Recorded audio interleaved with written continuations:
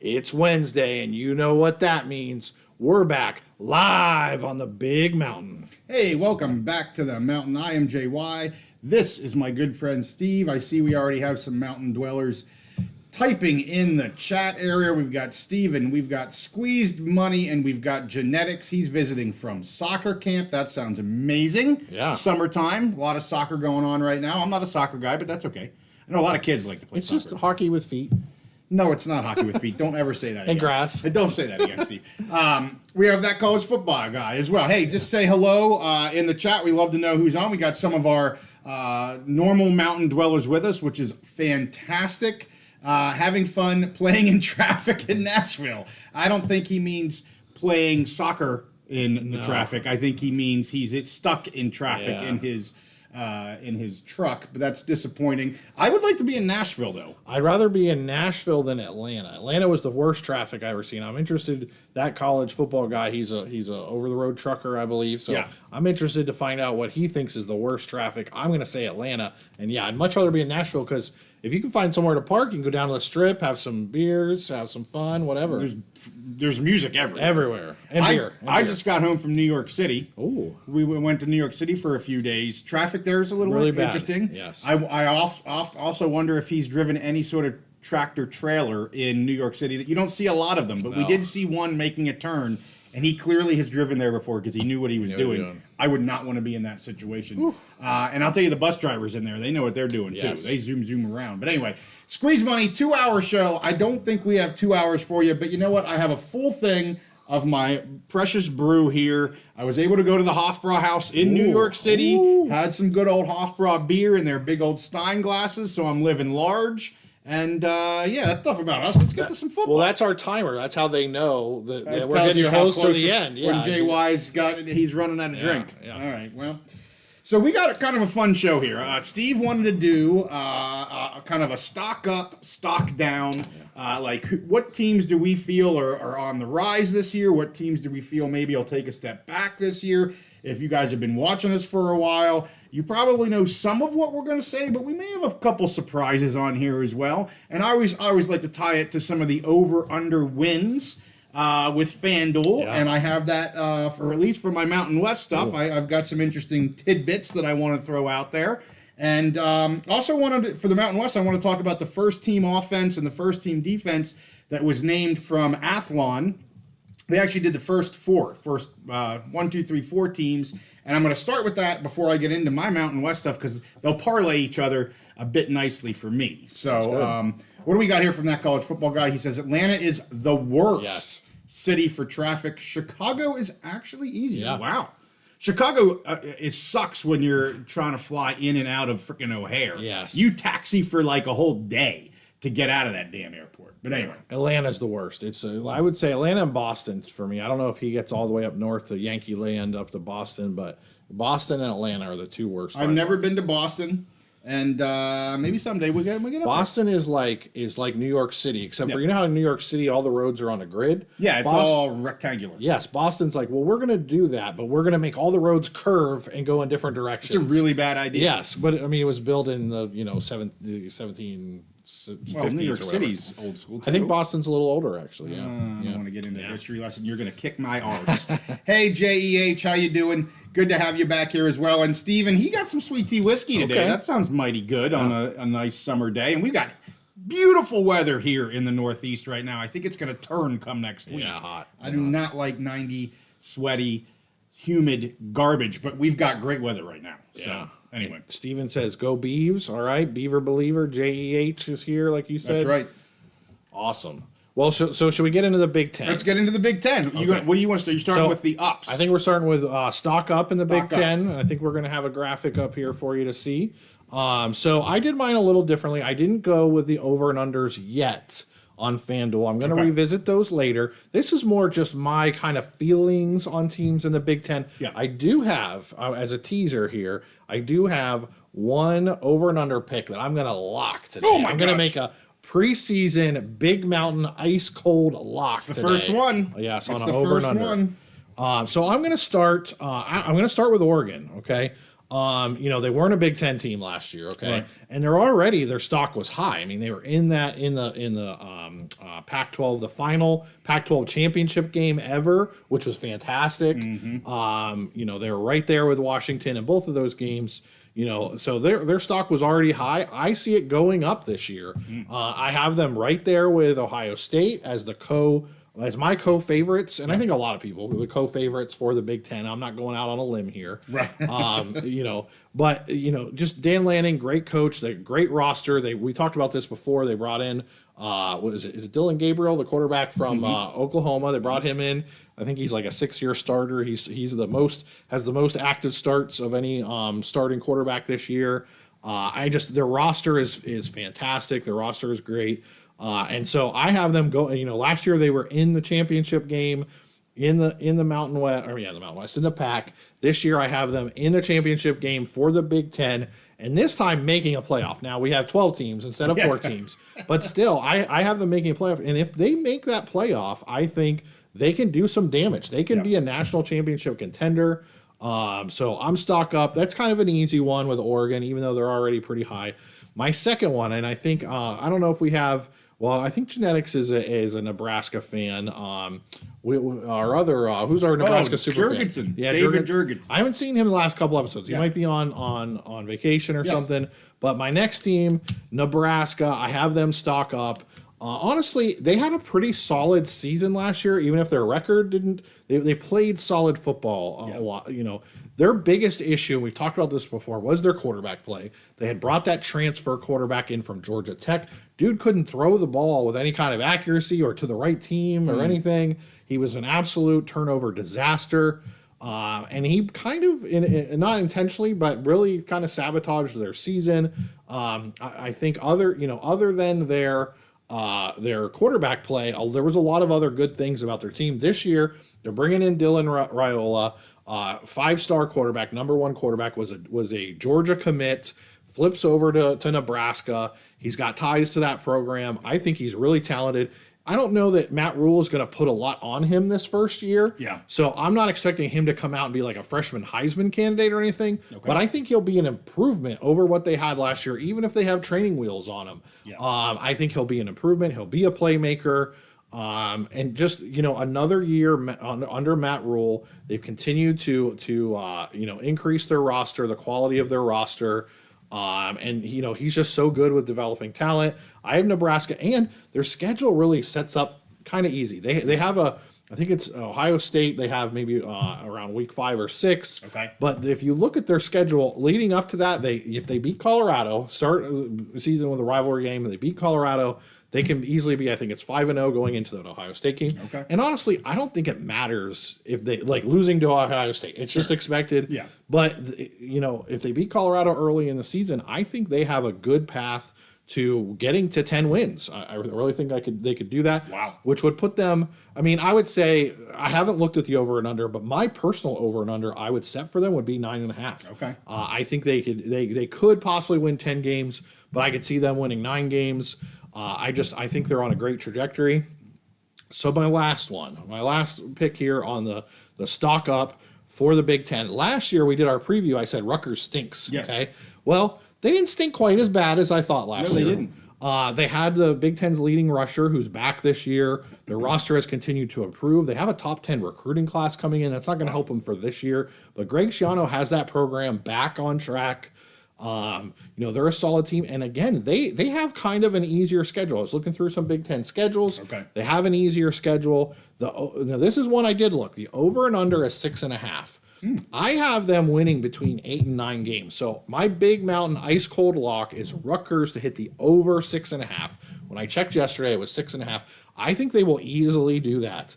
I think it'll be a similar situation to Wyoming last year. Yeah. I think a lot of people are just, okay, Rutgers sucks. So the Vegas, that's where their line is on them. I don't know that anybody really looked at their improvements to their roster in comparison to what their schedule is like this year.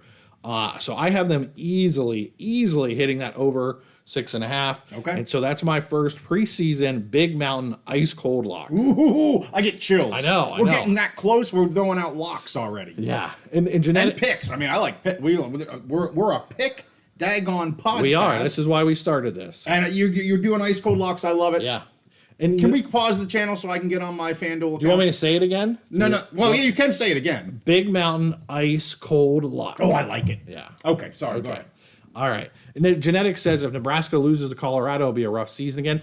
I get the sentiment there, but because, it's a rivalry game, and Colorado's just not that good. However, I think Colorado probably improved. I honestly think that Colorado game is almost irrelevant from a where can they be for the season. I know for Nebraska fans, you want to beat them. They're annoying. They're your rival, long-term rival. But I think they can make a good run in the Big Ten. The only team on their schedule that I say is a definite loss is Ohio State. I think they definitely can be on a run to 9 or 10 wins, no matter what happens in that Colorado game. But if they beat Colorado, they're really set up to be start out what is there 4-0 and 5 or 5-0 and be that team kind of like Maryland was last year. Yes, it's getting all of the headlines and Matt Rule's got Nebraska back again, which will make nice storylines heading into that into that Ohio State game. Well, and yeah, I mean Rutgers at 6.5. You're at 8 and 9. You're right. It sounds just like where I was at with Wyoming. Now I think they were 5.5 when I took them, but I said at the time easily 7, if not 8, 9. And that's where they ended up, a 9-win season. Yeah. I mean, it is very, very similar to how confident I was on the Cowpokes last season. Absolutely. So maybe Rutgers is our knight in shining armor this year. Do you like my... Yes, I like... Yes, the knight. The knight. Yeah. My usage of their mascot. I like it. Okay. And yeah, I've made 2 preseason. I've made a couple preseason, but the biggest ones I've made, Wyoming. Yeah. Right now, they're over under, and now Rutgers locking that in. Bet the shed on both. Bet the shed on both. Yeah. No house bets yet. No, nothing. Not quite. No. All right, what Davesters here, like the Pac-12 video recently, but I think you guys forget that it takes 9 schools to span the Mountain West. 4 to 6 teams might cost less, but would build a leaner conference, more money to fewer teams. Yeah, it does take 9 to disband the Mountain West. I don't see that happening at all. I don't think it happens. Yeah, I see it as a unanimous. Whatever happens will be a unanimous. Yeah, agree. It's that's just where I see it. Yep. I don't. Yeah. So we talked about that a lot. Yes. Yeah. Do you want to go to your downward trended let's talk teams? about those. Maybe the other side of the pill. Yes. Let's talk about those. Other side of the coin. Big I don't know 10, what that means. Other side of the pill. I made that up. Sure. Yeah. Another bitter pill for some of these teams. So my stock down teams in the Big Ten. Yeah. So first of all, I'm going to go with some kind of obvious ones, and then I'll end with a big one that'll be fun for me. So first of all, Michigan. They're the 3-time back-to-back. They've beaten Ohio State. They won the Big Ten. They went to the playoff. All that kind of stuff. They're coming off of as high as you possibly can be. So anything is stocked down. And honestly, this year, so last year, a big part of Michigan's success, yes, they had all those teams, they had all those great players coming back, all those senior players with a lot of experience. But they also had a really easy schedule last year. We talked about that at the beginning of the year when maybe JJ wasn't hitting on all cylinders yet, and Jim Harbaugh was suspended for whatever he was suspended for at different times. They basically could cakewalk through their schedule. This year they have a harder schedule. So their opening game, Fresno State, we talked about that. Yeah. Fresno State is no Western Michigan or Akron or anything like that. Fresno State has big plans this year. Absolutely. I'm sure you may hear me talk about them. Yeah. So I in their minds, Fresno State, in my opinion, in their minds, they probably think they are the number 1 team in the Mountain West. They have a chance to win not only the Mountain West, vie for a playoff spot, and this is a chance for them to make their mark. Whether it's to actually beat Michigan, that'll be a tall task, or just give them hell, give them a really hard time, give them a rough game. So I think right out of the gate, that's going to be rough. They're also going to be hosting Texas there early. And just their schedule this year. Last year it was just a quirky thing. It was really easy. This year they have a much harder schedule. They're losing. It's a huge major turnover in staff. They lost so many players to the NFL. I mean, they still have a high level of talent. So their floor is pretty high. Even in a disaster for them is probably an 8-win season. But that's still that's a major step backwards from where they have been. 12-0 going into the Big Ten championship game in the last few years. So I see them taking a step back. We'll see how far that is. Could it be, a 9-win season, which is still a major step back, or could they really fall to 8? I see even some people suggest that they have a total disaster. They could be a 7-win team. I have a hard time seeing that, but I would put their probably put their over and under at like a 9.5. I think they're going to lose a couple games. It's just too much of a loss for them. So the other one is Washington. They're the other side of the coin from Oregon. Both of them such good teams last year. They played in the Pac-12 championship game. They were neck and neck all season. And Oregon has basically maintained their roster, whereas Washington, they lost their head coach, they lost their quarterback. I mean, they lost so many players. It's a total rebuild. And I don't really look down at them. It's just natural. It's just a natural thing. They're in a rebuild. So I have them in my stock down because obviously they're not going to be where they were last year. And I think they are going to struggle. I think of all the Pac teams, the 4 Pac teams coming over the Big Ten, Oregon, I think, is the one who's built to play in the Pac or in the Big Ten. Washington, with what they lost on their roster, I think they are going to struggle with the physicality playing week in and week out in the Big Ten. If they were still in the Pac, they were able to they would have been able to kind of slide through.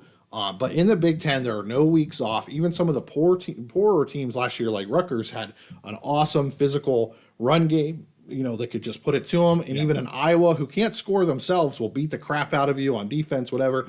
And I looked at Washington's schedule. It's not that they have an amazingly hard schedule. They just have a normal Big Ten schedule. They're going to come to Penn State, come to Happy Valley, coming across the country. So anyways, just a drop off.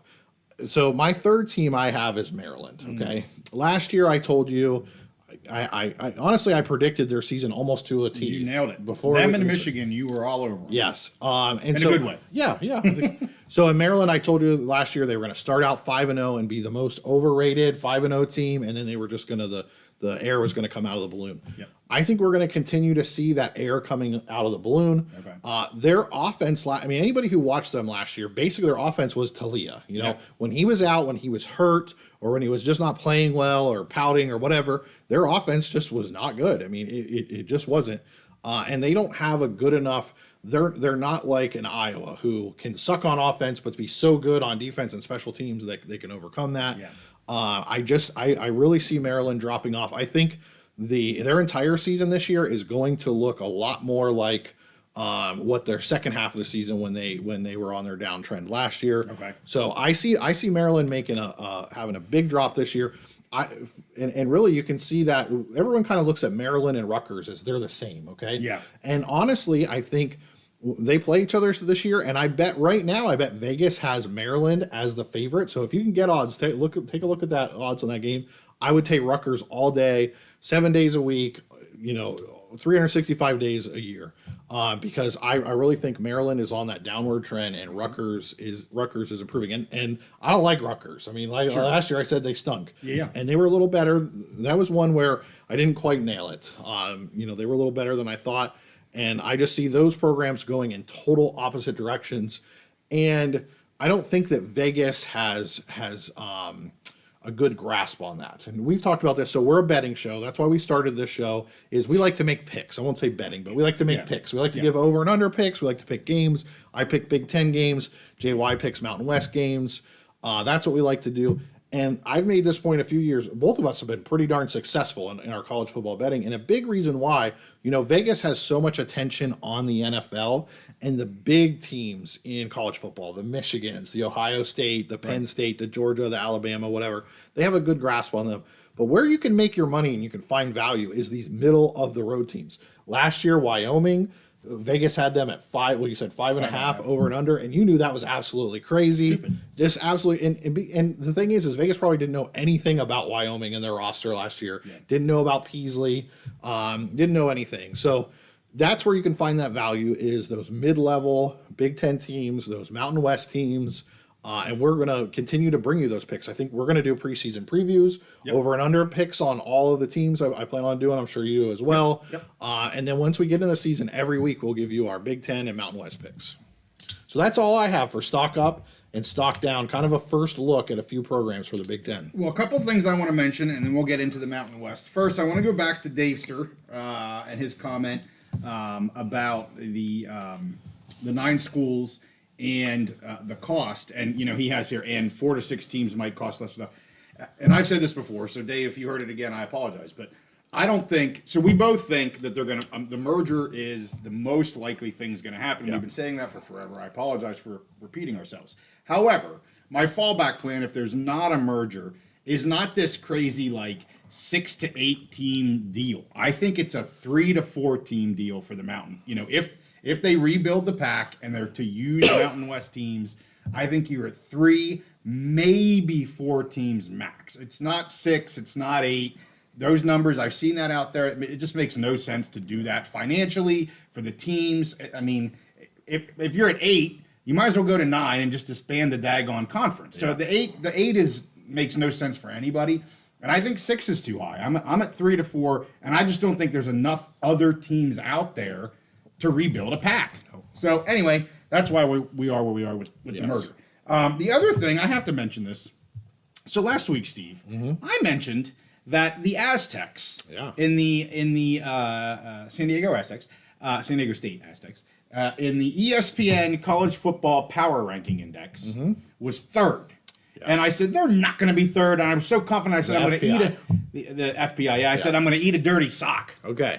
Well, I got a buddy now on Twitter, on X, that has reminded me many a time that the dirty sock is ready for me to Is he going to send it to you? I don't know if he's going to send it to me, but he is definitely an Aztec fan, and I appreciate it. And as we said from the very beginning, the very first episode we did, we said we want to eat crow when we need to, and I will eat the dirty sock. So I have an Aztec fan that's following me on X that will hold me to that, and I welcome it with open arms because I'm not going to have to eat a freaking dirty sock. They're not going to be 3rd in the Mountain West. You know what I think would be even more fun, and we'll see if he would agree to this. So instead of eating the dirty sock, is you roll up the dirty sock, and you have to drink an entire stein of beer by soaking it up and dripping it in your mouth. That's so much worse, and I totally disagree with you. And Steven's going to hold me to it as well because he's got socks. Those look clean, though, so I'll do it with that. Stop coming up with ideas for these people. Let's move on. Well, so Squeezed Money talks about Washington and how they lost a lot of players on their O-line. They're totally rebuilding their O-line from scratch, which is the absolute worst weakness to have going into Big Ten play. Totally agree. It's going to be a rough, Big Ten is all about in the trenches, the war in the trenches, how you are up front, your O-line and your D-line. I think Washington is really going to struggle. I'm with you, Squeezed Money. Yeah, and Dave Starr, I wasn't calling you out for your 4 to 6. I appreciate your comments there. I just wanted to be clear on kind of what the fallback was. I've said 3, 4 teams max. So let's go to. I want to get to Athlon stuff, and then I'll get to my stock up, stock down. So they rank the first team offense. Let's start with the first team offense. Some awesome names here. I mean, you've heard us mention many of these players before, both last season and in these kind of spring preview-y type deals that I've been doing on our live episodes. So the first team offense in the Mountain West, I was really anxious to see who they were going to put at quarterback because there's some very strong quarterbacks. I wasn't sure who they were actually going to pick as their number 1. They pick your buddy, Mikey Keene. Yep. And it doesn't surprise me. I mean, he is the returning starter, has done great things. He is the veteran kind of there. And we both expect massive things out of him in the Bulldogs, for the Bulldogs here this year. So that doesn't surprise me at all. But I was interested because I could have seen it going different ways. I will say they're number 2, and I don't have the 2nd, 3rd, 4th teams up here. But for quarterbacks, I'm going to say who they were because I do find it interesting. Number 2 is Hawaii's Braden Shager. Wow. That surprised me a bit. He is a great quarterback. Don't get me wrong. If you remember, he actually entered the portal pretty early on, but then he withdrew his name, so he's staying there in Hawaii, and he is a very good talent. But I was surprised he was number 2 here. Maybe not surprised he's in the top 4, but definitely that he's number 2. The number 3 guys who I thought maybe would be number 2, that is Colorado State's Fowler Nicolasi, he just phenomenal last He season. loves to just wing it. I expect great things out of him this year on offense. I don't know if the team around him can support him both offensively and defensively for them to take much of a step forward in terms of wins and losses. But he is a phenomenal quarterback, and a huge surprise here, Steve, for me at 4. Malachi Nelson from Boise State. Going off name, going off of pedigree, going off of stars. But for him to be number 4, I struggled with that. And that's not a knock on Boise or this kid at all. I wish him the absolute best. But, to put him at 4, you're expecting some good things here. So one thing I will say about Athlon in general, they don't necessarily, especially I'm guessing with the Mountain West, but in general, they don't necessarily usually do a deep dive and get down into the weeds when they're about. A lot of their thing is more about not just like who's good, but who's vibing, who's got the buzz, whatever. Yeah. And so it makes sense. Mikey Keene, coming back from Fresno, they were real good. He played real good last year. He did. And so Malachi Nelson, I mean, he has huge upside potential. He does. If he does come in and win that starting job, I told you I thought it would be better for him to kind of take a back, sit on the bench a little while. Yeah. But if he does come in and win that starting job, he's got all the physical talent in the world, and that's a pretty decent Boise State team. They got a lot of good weapons. He has high upside potential. He does. But to have him at number 4, and when he's not even the starter yet, I personally, as we sit here today, now we don't know what summer and certainly camp's going to bring. I have Madsen being number 1. Now I get he's coming off an injury, but I think Madsen's going to be their number 1 starting. And they could share, they could go back and forth. Who knows what's going to happen? But I'm giving the notch to Madsen here. The Athlon guys may not even know that Madsen exists, other than what his name is. That's what I'm saying. I don't know if I would go that far. I think with Malachi now, it's all about buzz, hype, and potential. Okay, all right. Well, I will say I'm a bit surprised there's no Utah State quarterbacks here. We've talked gobs about the quarterback room there, and a little surprised I don't have a Utah State. I thought Utah State quarterbacks could be second, third, and fourth teams. Right, yeah. So maybe they're like, hey, we can't figure it out. We'll just leave them all off at this point. But anyway, so, I mean, at running back, you can't go wrong. Of course, we all know Ashton Genty's going to be one of these. Harrison Whaley is the other one that they have at running back. I think it's rightfully so. I think maybe he could have done a bit more last year than what he did, but I expect great things. He did have he's coming off injury. He did have some injuries. Hopefully he stays healthy this year. But I think this 1-2 on this first team offense for Genty and Whaley is very correctly done. I will say Sherrod here is this number 3 AP kind of guy. Surprised me a little bit. I mean, he's solid. Maybe kind of underperformed for me. Underwhelmed for me a little bit last year. But he is coming back into a great offense with a great quarterback. So I can understand it, but, that might be the one, actually, of this whole list. Sherrod might be the one where I'm like, I could have seen somebody else in there. Yeah, and your point on Whaley, if he can stay healthy this year, honestly, he could end up outshining Genty. I mean, you and I have talked about Genty being a dark horse Heisman candidate, which I still think is a possibility. But Whaley, if he can be healthy, new coaching staff, obviously, but I'm sure a lot of the themes are going to stay the same. They're going to want to run the ball. If that dude can stay healthy, I think he can play really well. Totally agree. Bill says he thinks you're right, Steve. He says Madsen will probably start, so he agrees with me. But he also agrees with you in that it's mostly hype, the name, where his pedigree or his 5-star status, all that kind of jazz. So, and again, not a knock on him at all. I hope he can start and he can look freaking amazing and take him to the college football playoff. But I'm a Madsen fan. I liked what he did last year. I'm not going to lie. But Joey's here, says go Buckeyes. And Joey, if you missed it earlier, I had stock up on Oregon, and I have them as my co-favorites with the Buckeyes to be that, they're going to play each other. And Joey says they're going to smack Oregon by 20. Honestly, I could see a situation similar to the Pac last year where the Big Ten championship game could be a rematch if it's closer than 20. If Joey's right and they beat Oregon by 20, it's not going to be a rematch. But if you have a close game, let's say Ohio State goes in to Oregon and wins a close game, then I think you could have a Big Ten championship game as a rematch of that. Yeah, we talked about that last week. Yeah. I kind of sprung that one on you. Let's talk wide receivers here on first team offense. look out. These guys are serious. Horton from CSU, probably the best, but I'll tell you, Ricky White is right there as well from UNLV. He was phenomenal last year. And Jalen Royals, I was on Vaughn coming into the season about how great Vaughn was going to be, and Royals just took over there. And they're, all three of these guys had great seasons last year. They come back again this year. Awesome top three. And McBride here, the go-to for Shager there in Hawaii. He was a transfer a year ago from Kansas. He played with the Rainbows last year, 63 receptions, over 1,000 yards.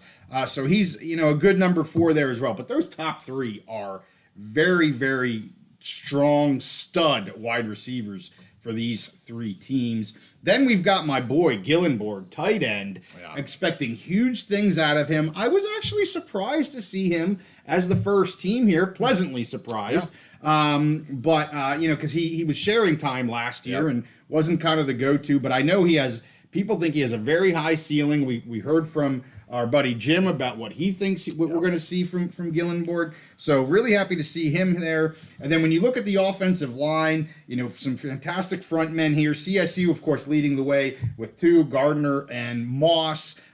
So when we look at the total offense, Fresno, Wyoming, and Colorado State here, according to Athlon, all have 3 different players on the first team offense. And then we've got Boise and UNLV with 2. Yeah, not really surprising to me. I think I was surprised a little bit that CSU had more than Boise, but when you look at the individual players, it makes sense.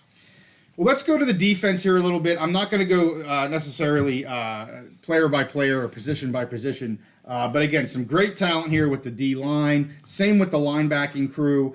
You'll see here we have some Boise State players, one at the linebacker position, one at the cornerback position, the positions I've been saying Boise needs some help on the passing defensive side of the ball. And, they're helping themselves out here, and that could be key for them. We know they're going to have a good offense. I think both throwing and running. The defense is going to have to stand up here to some of these, what I would say are some pretty good offenses here in the Mountain West. I mean, I think some people think they're just going to blow through the Mountain West, but I don't think they will. They're going to be tested here with a couple of these teams, no doubt about that. So in terms of total defense, Boise has 3. Again, Wyoming has 3. Colorado State and UNLV with 2. When you look at the special teams, Boise rules with their kickers. They got Dalmas, who was invited to the Combine this year. He didn't go because he was coming back to Boise State. They've got Ferguson Reynolds, who is unbelievable as a punter. I mean, in terms of a kicking game, that 1-2 punch from punter and kicker for Boise, they're game changers. People overlook special teams sometimes, or they only look at the return man. The things that Ferguson Reynolds can do in terms of pushing people back deep into their end, that dude is amazing. And again, they both have NFL talent. They will both be, in my opinion, in the Combine, probably on NFL teams, both of them. Fantastic kicking games. And then DeJesus gets the return game for UNLV, both in terms of kick return and punt return. So overall, we're talking Boise has 8, YO has 6, CSU has 5, and UNLV has 5. So maybe surprising for some people that Wyoming has 6 players here. When you look at both the first and second teams, UNLV jumps all the way up to 13. So when you add up all their first and second team players, 13 players for UNLV. Wyoming has 11. Fresno has 10. Boise has 9. And CSU has 7. So let's get to the stock up, stop down. Are you ready? Before we do that, we have a comment from Bill. You should take that one. Bill. Thomas is 18 field goals from breaking the all-time NCAA scoring record. He'll do it. Yeah. He's going to do it. I'm guessing that's why he came back this year, even though that was the guy who said he was invited to the Combine. He was invited to the Combine and came back. I mean, why not? I mean, he's going to do it. Greatest kicker he's going to do it. I actually didn't know that stat. Thank you, Bill, for putting that on here. 18 field goals from breaking the all-time NCAA. And that's all they do is score touchdowns this year. But I have a funny feeling he'll be kicking some field goals. Yeah. So props to him. I'd love to see that happen. He is a great talent. So let's go to stock up for the Mountain West. And so I'm doing this based off of last year's record. Like, where do I think they're going to be based off of last year's record? Not necessarily they're a better team, they're a worse team. So the first one here, I have Wyoming. I have Utah State, and I've talked about Utah State in the past. And I do think they're going to have a decent season. And I also have Fresno State. So let's break these down a little bit. Wyoming, they were 9-4 last year, 5-3 in the conference, which is great. 9-4 is fantastic for them. 5-3 in the conference is great. They have really good talent coming back. They return a ton of guys from last year. I'm anxious to see what the coaches are going to do with play calling this year. They have a new head coach. They have a new offensive coordinator. They have a new quarterback. So 3 new guys kind of calling the shots and running the plays. I am high on Svoboda. We heard Jim say his arm is incredible. You hear what Peasley said, who was the starting quarterback last year. He says through his whole time in seeing college quarterbacks, this goes back, he actually saw Allen throwing when he was, kind of being recruited. He was still in high school, but he saw him throwing. And he said there's been only 3 guys that I've seen throw footballs at that level of intensity. It was Allen, and he puts Svoboda in that group of 3. And is it Jones, the Green Bay quarterback? Jones, right? Yeah. Those are the 3. He has Svoboda in with 2 NFL quarterbacks in terms of arm, just how impressive his arm strength is. So hoping for great things out of Svoboda. And it's hard to win in Laradice. It's just hard to win up there. They get Air Force at home, San Diego State at home, Utah State at home, and Boise at home. Don't sleep on that, Boise. You better bring a good game because I'll tell you what, again, it's hard to win in Laradice, and Wyo's got a good team this year. So that should be a hell of a game. Wyoming does not play UNLV or Fresno State this year. That's again, in terms of schedules. You mentioned some of the schedule stuff. That's huge. I like them 4-1 non-conference. And so I think things look good for them. As I said, I've already taken them over 6.5 wins. They were a 9-win team last year. They're a better team this year. Right. They just are. Now you might say, well, JY, they might have a 9-win season or a 10-win season. How's that stock up? That's stock up because they're a better team, period. They're a better team. Their win totals might not quite show it there, but hey, if I can get them at 6.5, I'm not going to ice cold lock them. I have yet to do that, but I still really like them at over 6.5 wins on the season. What's their out of conference this year? I know I'm putting you on the spot here. You might not have looked at it. Because they start off with Arizona State. Down in Arizona State. Which I think is very similar last year to the Texas Tech game. Yes, they're home versus BYU, which should be phenomenal. Yeah, I think they can beat them. They play, I believe it's Washington State. Yeah, they play Washington State, which is out of conference because it's the scheduling agreement type of deal. Right. Those are the hardest 3, and then they play 2 others that maybe aren't quite as hard. Is it North Texas? They might play North Texas, which is not that easy either. So, I don't quite remember all of them, but I know Arizona State, BYU, and Washington State. So I would say definitely, I think, easier schedule than last year. I mean, that was the thing last year. They had to play Texas Tech. Which was tough. They got 1 win out of those 2. Correct. I could see those 3 games you're naming. None of those are definite losses. Like Texas last year was just that was a definite loss. Agreed. Like they overachieved by just showing up and playing well against Texas. Yeah. But none of those are definite losses. They could win all 3. I agree. I think they should beat Arizona State. Yeah. Washington State will be tough, but I think they can beat them. And it's a good year to play Washington State. I think they can beat BYU. I agree with you. It's not like, that's like you said, the Texas game. Yeah. That's a loss. Right. I don't look at any of those 3 and be like, that's a loss. Now they might lose all 3 of them, maybe, but they're all winnable games as well. Yes. So, and remember, Svoboda was the starting quarterback for the Texas game last year. I think a lot of people forget that. Peasley had gotten hurt early in the season, and Svoboda started. He actually had decent numbers for playing a Texas University of Texas. I mean, Texas was a playoff team last year, and Wyo gave them everything they could handle for 3 quarters. I think. Yep, 3 quarters. So let's get to the next one. Utah State. 6-7. I don't know if our buddy Josh is on, but he's one of our Utah State Aggies fans. So 6-7 last year, 4-4 in the Mountain West. They have to be better this year. Yeah. They have to be. And this isn't wishful thinking. A, they have a better quarterback room. B, if everything else is the same, their quarterback should at least get them an extra win. And I see a 7-win season. They should absolutely be over 500. They're over under right now on FanDuel's 5.5, which seems low to me. I've yet to make that a pick. I'm sure everybody knows what I'm going to say on the preview when we get to that. But they have to be above 500. So to me, the stock's up. If it's not up, Anderson's on the chopping block. Oh, I yeah. mean, he can't continue there. He's had plenty of time. He's brought in talent. So you got to put it on the field. You can't be a 500 or just sub 500. So their stock has got to be up, or things have got to change there with the Aggies. I've followed Coach Anderson a long time. He's been all over and had a lot of success different places. Yeah. The thing with, if they're not over 500 this year, if they don't have a winning record, I agree with you. Like the players they've brought in, what they've done, they should be over 500. And if they're not, I think it's some kind of a disaster scenario, kind of like what we saw in San Diego State last year, where it's just not going to happen and the team gives up, kind of thing. That college football guy has my back. I was right with North Texas. I forgot Idaho. They play Idaho. Okay. So there's no easy ones there, honestly. No. I mean, Idaho, I get it, that they're FCS. So Idaho, I guess, would be their easy one. But that's a solid FCS program. North Texas has a good team. So none of those I would be like, oh, yeah, they're definite losses. But none of those I would be like, oh, yeah, they're definite wins either. Right. So they're in every game. They got a great schedule, honestly. For a Wyoming football team, they have a great schedule this year.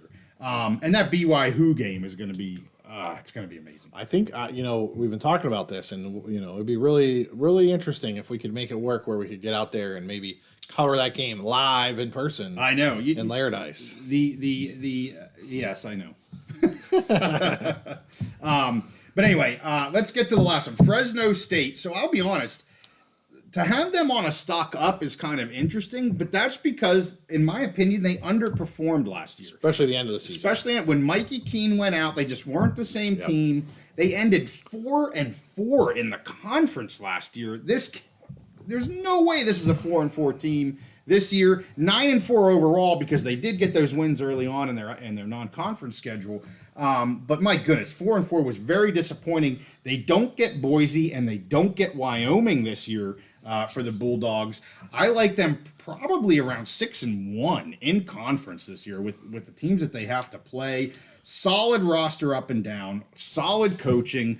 FanDuel has them at 7.5. I took them, and so at 7.5 at -162. I got them at 7.5 at -130. I like them at 7.5. I mean, 9-4 last year. They should never be below that again this year. Again, I have them stock up. I have them going towards a 10-win, maybe plus season. I like their schedule in conference here. So stock up on the Bulldogs. I love their schedule. We talked about them in another episode in their schedule earlier in the offseason. Honestly, the way their schedule is set up, I think they almost walk into that Mountain West Championship game, where I think on the other side could very well be the winner of that the Wyoming and Boise game. Just the way the schedules are set up. I think probably Boise is probably the best team in the Mountain West roster wise, but for Fresno, it just seems like their path to making the top two is just easier.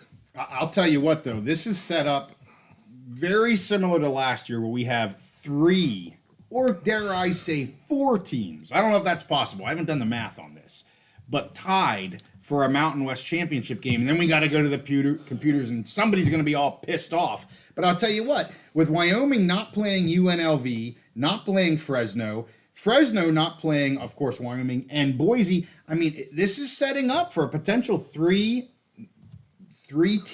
race. And then the computer's got to tell us who get in, depending on, of course, how the games end up. But it's setting up that way. I'll tell you what. And it's possible. And you're the Mountain West guy. You're the expert. But I think, again, just the schedule, because Fresno doesn't have to play either one of them.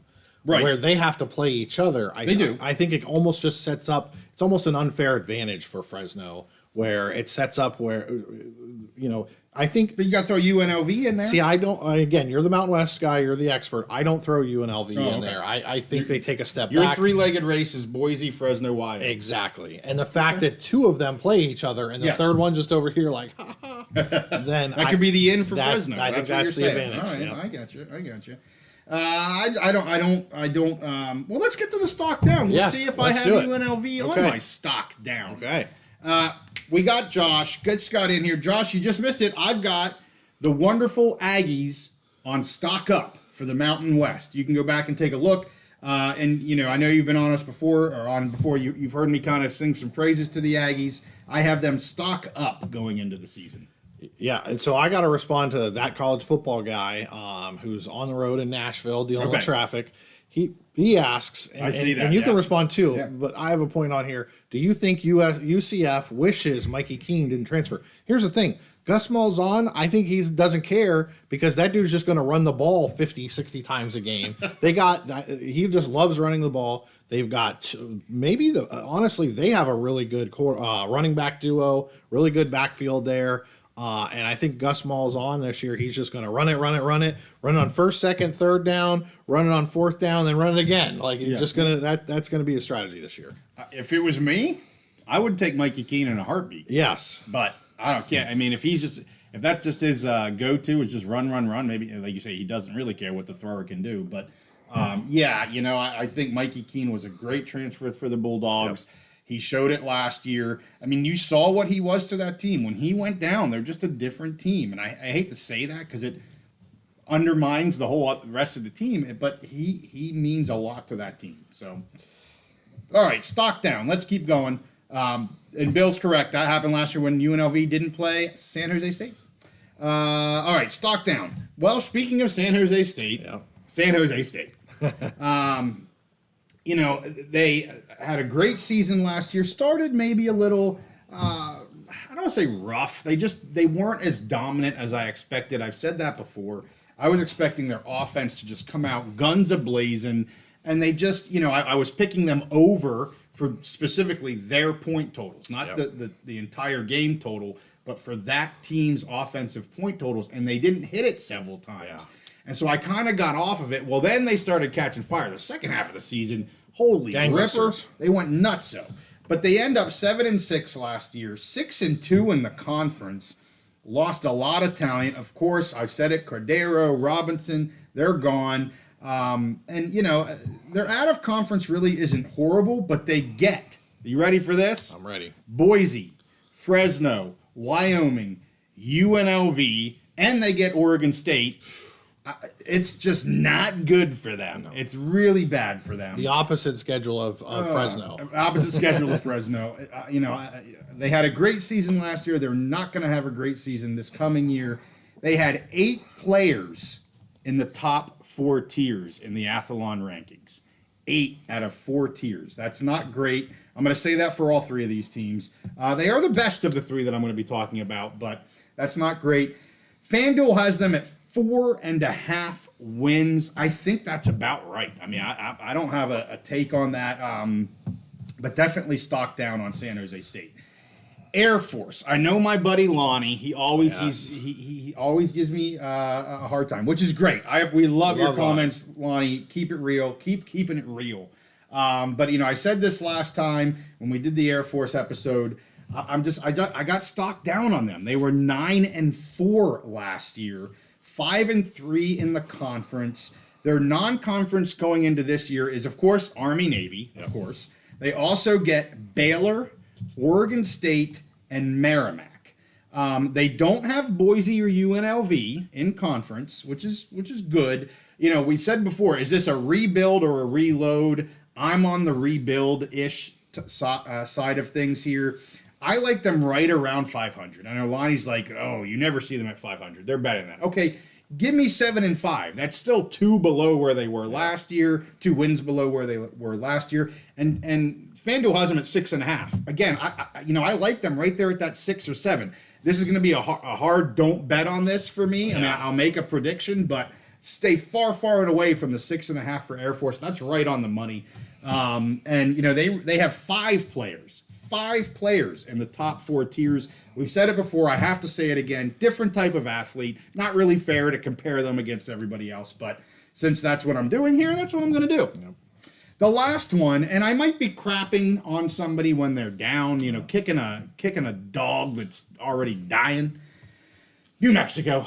You knew it was coming. Yeah. The Lobos. But, overachievers last year, 4-8, Steve. Yeah. 4-8 last year. 2-6 in the Mountain West. 4 wins last year was great. But I got stocked down because they're not gonna have more than 4 wins. I don't think they're gonna have 4 wins. I mentioned before last week, FanDuel had them a 1.5. It is now up to 2.5. Oh. Apparently, people heard and went, "Oh, that's too good to be true." Like I said, and I said, "Yeah, I'm not so sure about that." But now they're up to 2.5. People did bet that. They're out of conference here. It's not good. Arizona, Okay. Loss. Auburn, Loss. Washington State, Probably loss, yeah. New Mexico State. Of course, your beloved New Mexico. I'll New be Mexico watching State. that game I know. excited on the edge of my couch. I know. But New Mexico State, so 50-50. It's the, whatever. And then Montana State, which don't sleep on that Yeah. because that's a solid FCS school. So, maybe they get 2 out-of-conference wins, maybe. And in conference, good luck. I got 2 points on that. Okay. That what I think they should do is that Montana State game, they should do that as a relegation game. And if New Mexico loses, they have to drop down to FCS, and Montana State gets that FBS Mountain West spot. That's Okay. my first point. Okay. My second point is I'm gonna say they win 2 games this year. Yeah. And do you know why? Do you know why I think they're gonna win 2? Because even a broken watch is right twice a day. Okay, there you go. So Steve's down for 2. So he thinks you should have taken the over 1.5, but now you should take the under 2.5. So you could win on both bets if you took it early and you take it now. It's crazy how that can work. But they have 7 players, actually, in the top 4 tiers, but all of them are in the 4th tier. So I had to get all the way down to the 4th tier until I found some New Mexico names on the list. So Now I will say, and Steve makes a good point. he does, yes. I would say yes. This year, stock down on New Mexico. For sure. I like to crap. And that's on all I'm Mexico. talking about is this Yes. year. I'm not talking long term. Right. Yeah. Long term, for me, I'll make this point. Yeah. I think stock up. Generally, I think Bronco Mendenhall will do a good job there. I believe. Oh, I totally agree with it. Yeah, I mean, possibly by next year when we're doing these. Yeah. I don't know what their season's going to be, but if they end up to a 2-win game, Yeah. or a 2-win season, I'll probably have stock up for them. Maybe next year, if not the year after. I could see them next year as a middle of the pack. Middle of the pack. Mountain West. Yeah, team. yeah. The other thing I just have to say, Steve, I was in on Boise at 8.5 at minus 168. This was, I think, 3 weeks ago. Yeah. Last week I mentioned they were still at 8.5, but they were at negative 210. Yeah. Today, they're now at 9.5 at negative 132. Okay. Do not take them at minus or at 9.5. Take them at 8.5. Okay. Like I did, and I recommended to our viewers to do 8.5. They're now up to 9.5. So they need a 10-win season to win that. Yeah. And they're right there. That's rough, I would be right. 9.5 is where I had them. I liked them at the 8.5. Yes. Because I had them at a 9 and a 10-win season. The 9.5, I'm not as comfortable. See, at 8.5, I get that insurance loss. Yes, yes. At 9.5, you don't get an insurance loss anymore. So now that you bring up value, I do want to go back to my Rutgers, Okay. my Stone Cold, not Stone Cold, my Big Mountain Ice Cold lock at over 6.5. When I got it yesterday, I texted you. I was able to get, I think, plus 128. So over and under, the over 6.5 at plus 128. A lot of value there. That's great. Yeah. We like value. Yes. Somebody else got them at 8.5. Oh, okay. Isn't that fantastic? All right. Yes. Somebody listened to me. Yes. Okay. A Lindsay. Well, hey, we have ladies that watch as well. Yes, That's fantastic. I haven't seen Big Mama 69 tonight. Yeah, where's Big Mama I heard 69? she has basketball practice. We got some with soccer. We got some with basketball. It's that time of year, man. Yeah, I hear she's a terror on the court. People be busy. Yeah. Yeah. Anyway, well, that's all I had. I got through my stock downs. Anything else, Steve? Are we ready to? There's something very important that I want to talk about. Oh, my God. It's serious. Okay, so we'll serious. put our serious faces on. Okay. And I know you and I are. Anyone? Are you being serious? Yes, I'm being this is serious. Okay. Serious. Serious This as is you and I double. can be. Okay. Yes, all double right. serious. All right. You and I are both up in arms about this. Oh, Josh says hopefully Mendenhall sucks because he'll have some pull at recruiting in my backyard. Okay. Maybe he will. But, well, New Mexico maybe will suck in general. Maybe he can't overcome that. It's a hard. It's a hard place to road win. to hoe. Yes. But anyway. So back to the serious matter. So you and I have both been on this week. Our buddy, and now I'm having a brain freeze right now. So they announced the qualifications for the college football Hall of Fame. Yes. And so, thank you for bringing this up. Yes, and now I'm forgetting his name. Mike Leach. Mike Leach, the Pirates, the best quotes, gave the best quotes ever in college football, was an absolute genius, revolutionized the game. He was successful everywhere he went, and he's being kept out of the College Football Hall of Fame due to like 0.04 points of winning percentage. It's awful. They need to, tomorrow, whoever's in charge needs to change that freaking rule tomorrow. Just get rid of it. Like, why do you need some arbitrary number that maybe there's someone who's 1 decimal percentage above him that is supposedly a better coach? This is a guy who revolutionized the game. Basically created the air raid system and spread it all around college football. It's just absolutely ridiculous that he's not eligible. I mean, they can't even consider him for the College Football Hall of Fame. When I saw that, I don't remember the first person that posted that. Was it Wilner, maybe? I don't remember that I saw it. I couldn't believe it. And, I re-X'd it and just was like, this is wrong. Like, I'm a black and white guy, as our viewers know. I don't like to bend the rules. Just get rid of me a stupid freaking break. Yeah. The dude passed away. Yes. During a coaching season. Right. It's not like he was done coaching. And I agree with you. Just because you're a 594 or 596, I think it was 400ths. Yeah. 596. What are we talking about? That doesn't make you a good, bad, great, awful. It's asinine. It's completely ridiculous. We got to start a petition. Mike Leach, not only he's a great coach and he did everything that you said, but he's the best interview you would ever have as a head football coach. Have you listened to his interviews? Oh, absolutely fantastic. Oh my the gosh. Halloween candy one. Everything. And so my tribute, the way I want to end Squeeze the show, Money. Squeeze Money knows all about. Yeah. He knows all about Mike Leach. So the way I'll end the show, my last comment on that as a tribute to Mike Leach is, "Arr." With that, we'll end it there. We got to get Mike Leach into the Hall of Fame. No doubt about that. Hey, we thank you guys for watching. We are off next week. Remember, we're off next week. We're gallivanting around the green nature of the eastern side of the country. But we'll hopefully we're back in 2 weeks. And you know what, Steve? It's getting time for previews and stuff. We're starting to do some picks. We got our first Big Mountain Ice Cold lock. Yep. I can't wait for Chris to hear this. He's going to go off the chain. Yeah. And with that, let's all say it at the same time. We're all going to say R at the same time. We'll see you next time on the Big Mountain. R.